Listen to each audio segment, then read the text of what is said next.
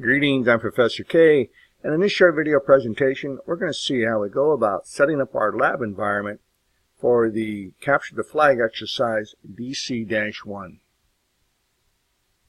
You'll find the download link for this particular OVA file inside of the lab file, or you can just go to Hub, use the search, and just type in DC-1, hit enter, and it'll come up and it'll find it. This image downloads as an OVA file. Once you start the download process, you can go on over here and you can download the zip. Once you have the zip, you'll have to extract it. Once you have the extraction completed, you'll then be able to import that OVA file into your VirtualBox or into your VMware. This particular VM was designed for VirtualBox, though it does claim that it will work with VMware. Now that the file has been downloaded and it has been extracted and we have access to the OVA file, we can go to our Virtual Machine Manager, click on File, and go to Import Appliance.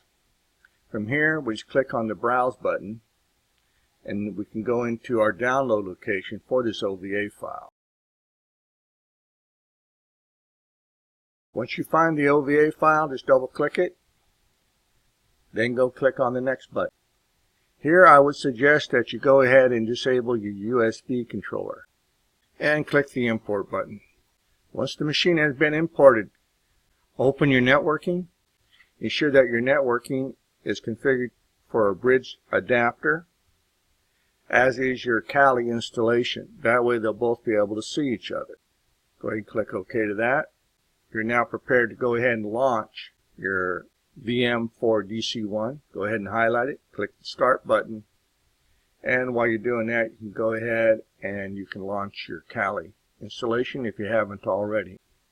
And once you have both machines up and running, you are now prepared to move on with the first part of the lab, which is intelligence gathering or footprinting.